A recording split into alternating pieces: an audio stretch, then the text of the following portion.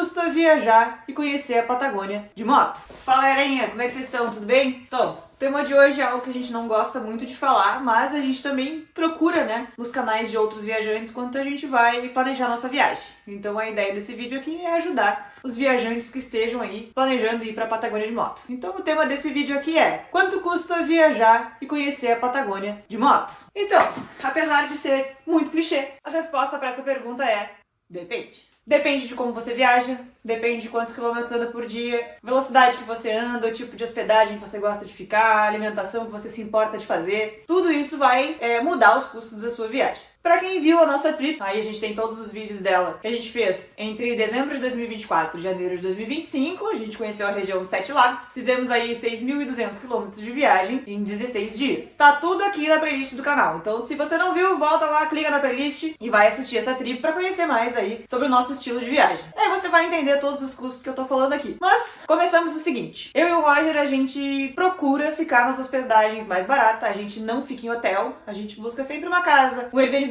algo que a gente possa se alimentar no local, ter geladeira aí pra tomar um café, se tiver algo pra fazer comida, fogão, essas coisas, melhor ainda, porque tu não fica dependente de restaurante. Restaurante é algo que onera demais a viagem. Então, se o seu tipo de turismo foca muito na alimentação local, em gastronomia, você gosta de restaurante caro e etc., o nosso orçamento não vai ter nada a ver com o orçamento da sua viagem. Agora, se você prefere economizar, faz comida no Airbnb, não se importa de comer bolacha na beira da estrada, que a gente fez a viagem inteirinha, então esse orçamento pode te ajudar. Eu e o Roger, em todas as viagens que a gente fez até agora, a gente nunca se importou de, em vez de almoçar, a gente poder parar, comprar qualquer biscoito, se for num supermercado, melhor ainda, porque posto de gasolina custa caro e agora os YPF custam mais caros ainda. Vai no YPF full, tu não come aí um cafezinho com uma media luna ou com uma empanada por menos de 25, 30 reais. E isso falando em café barato. Então a gente tem que tomar bastante cuidado com isso na última viagem, porque infelizmente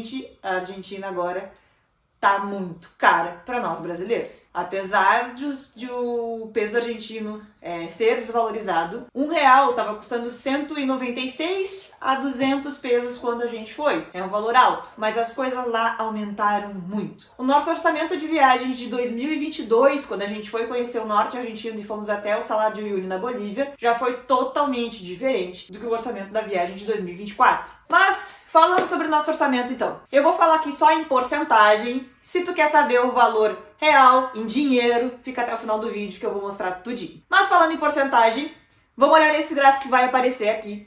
O maior gasto da nossa viagem foi de 42%, ou seja, quase a metade é combustível. Lembrando que todos os valores que eu vou apresentar e todas as porcentagens são para uma viagem de 2 pessoas em 2 motos. Então, se você é um casal ou se você viaja sozinho, o valor do combustível já provavelmente vai ser a metade. Nesses valores aqui não estão inclusos nada sobre a moto. Troca de óleo, pneu, etc. Tudo isso vem antes e a gente sabe que também não é barato. Mas esse orçamento aqui é só da viagem, gastos da viagem. A gasolina na Argentina aumentou demais nos últimos tempos. Quando a gente foi pro Ushuaia em 2019, a gasolina na Argentina custava aí R$2 e pouco. Quando a gente foi em 2023 pro norte, 2022, 2023 também, 2 e pouco, 3 e pouco, não chegava a R$4. Agora, nessa última vez, a gente chegou a pagar mais de R$6,20, R$6,30 na gasolina, em alguns lugares mais caro que no Brasil. Então sim, onerou demais viajar pra Patagônia ou pro Ushuaia, enfim, o valor da gasolina hoje onera muito a nossa viagem. Olhando pro gráfico novamente, nosso segundo e terceiro gastos tem uma porcentagem bem semelhante. O segundo maior gasto, de 26%, foi com hospedagem. Como eu falei antes, a gente não fica em hotel. Então, se você fica em hotel, toma cuidado com esse valor aqui. Isso aqui é Airbnb, isso é casas que a gente viu pelo Marketplace do Facebook. Alguma coisa de Booking, mas muito pouco. Em geral, a gente busca hospedagens que deixem a gente mais confortável e que a gente possa fazer as coisas sozinhos. Mas também, a gente busca muito lugar que tenha garagem. A gente não gosta de deixar as motos na rua por motivos óbvios, né? Eu sei que a galera aí que tem moto vai me entender. Mas também, vale lembrar que algumas hospedagens que a gente ficou não são nada boas. Algumas até são. Quando a gente foi pro Chile, a gente ficou num Airbnb muito legal. Mas em Bariloche, a gente ficou bem longe de tudo tudo. Tinha um pátio pra deixar as motos, mas a região era meio estranha, a casa era meio estranha. Vai lá no vídeo de Bariloche que você vai entender. Mas ainda assim, a gente procurou o que fosse mais em conta pra gente. A gente tem um orçamento diário e a gente busca não fugir dele. Calcula as nossas hospedagens pra caber dentro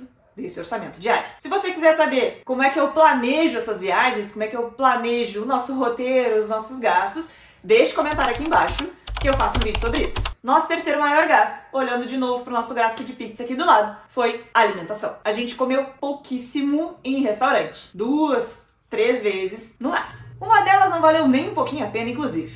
Se você não viu, vai lá no vídeo de Bariloche. Você vai ver que a gente comeu algo que foi caríssimo e com certeza não valeu a pena. Mas tá. De resto, nossa alimentação, a gente chegou a fazer arroz com salsicha na beira do lago, na rua Elwap, lá em Bariloche. A gente comeu muita massa, a gente comeu arroz com linguiça, mas a gente comeu muita bolacha na beira da estrada. Pra quem tá acostumado a viajar de moto, ou pra quem nunca viajou, já fica a dica. Você passa muito tempo na estrada. Tem vários dias de toda a sua viagem que você vai passar o dia inteiro na estrada. Você vai rodar 600, 700, 800 quilômetros, às vezes até 1000. A gente chegou a rodar 1056 quilômetros nessa viagem em apenas um único dia. Ou seja, se você ficar parando pra fazer comida, parando pra almoçar, não dá certo. A maioria das pessoas, quando come, bate aquele soninho e isso não dá certo com direção. Então, a gente costuma carregar a bolacha na moto, carregar a água ou também entrar na cidade. Quando vai abastecer, já entra, passa num supermercado, compra uma bolacha e almoça por ali mesmo. Tem várias lembranças disso aqui nos nossos vídeos. O nosso quarto maior gasto, que ficou com 5%, é de documentação. Nessa documentação aqui entra seguros obrigatórios, como a Carta Verde, que vale para o Uruguai e para a Argentina, e também o SOAPEX do Chile, que você tem que comprar lá pela internet. Então isso aqui são os seguros obrigatórios pro tempo que a gente passou lá, para as duas motos. Nosso quinto gasto, esse valorzinho aqui de 3%, ele é só da entrada do Parque do Cerro Catedral lá em Bariloche. A gente não costuma fazer turismo pago, a gente costuma sempre ir nos lugares que não tem custo para entrar. Mas nesse caso, a gente queria conhecer a neve de perto. A gente já tinha visto ela na outra viagem, quando a gente esteve em Mendonça, mas era só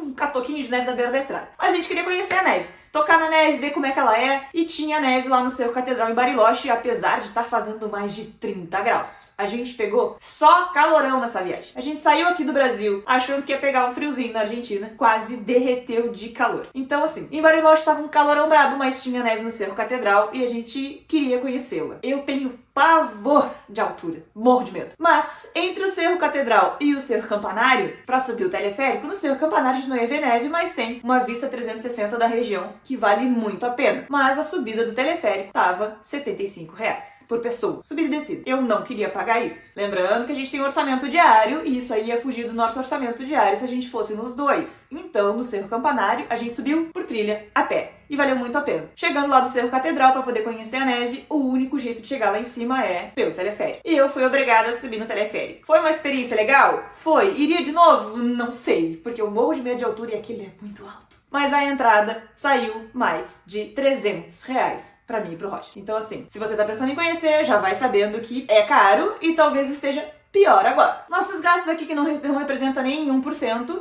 aí é as coisas supérfluas. Alguns pedágios que se pagam na Argentina, que é um valor praticamente ínfimo, digamos assim, e também algumas coisas como adesivos e etc. Nada demais. Então nesse caso, não chegou nem a 1% do valor da viagem. Vamos ao que interessa. Eu planejei essa viagem para ela custar no máximo R$10.500. Valor total da viagem, com tudo incluso para 2 pessoas e 2 motos. Com tudo isso que eu falei aqui, a gente gastou R$9.693,75. E aí, o que tu achou? Achou que era mais caro? Achou que era mais barato? Eu planejei 10.500 e a gente conseguiu gastar menos, então pra nós tá ok, foi melhor do que a gente esperava. Mas foi mais caro do que a outra viagem que a gente fez maior quilometragem e que a gente se alimentou melhor, que a gente ficou em casas melhores. Mas a realidade da Argentina hoje não é a mesma que era há 2, 3 anos atrás, então não dá pra comparar o valor das viagens. Então vamos falar em real aí, que eu sei que vocês querem saber. Vou usar minha colinha aqui porque minha memória tá péssima e eu não vou me lembrar de coisa nenhuma, eu vou falar valores errados, tá? Então vou usar minha colinha aqui. De combustível a gente gastou R$4.027. De hospedagem, a gente gastou R$2.561. De alimentação foi R$2.312. De documentação, R$463. De entrada no parque, 307,70. Com os adesivos e com os pedágios, etc. R$ 22. Então esses são os nossos gastos, como eles foram em real. Lembrando, a viagem depende muito de quem está viajando. Esses valores aqui é do nosso estilo de viagem para dezembro de 2024, com retorno em janeiro de 2025. Nós ficamos 16 dias de viagem entre Uruguai, Argentina e Chile. A gente anda numa média de 110, 120 km por hora e calculamos a média das Africa Twin, as duas, em 20 km por litro. E aí, o que você achou? Já fez esse tipo de viagem? Conta pra gente aqui nos comentários como foi a sua viagem, quanto você gastou, esperava gastar mais, esperava gastar menos? Isso aqui são gastos que a gente, inclusive, deveria ter tido um pouquinho maior, porque a gente não comprou, por exemplo, seguro saúde, que a gente já precisou dele e a gente não tinha. Não nessa viagem, mas quando a gente foi à Bolívia. Quer saber sobre essa história? Comenta aqui que eu conto em uma outra oportunidade. Se você gostou desse vídeo, deixa teu like aqui, te inscreve no nosso canal, ativa o sininho para receber as notificações que a gente lança.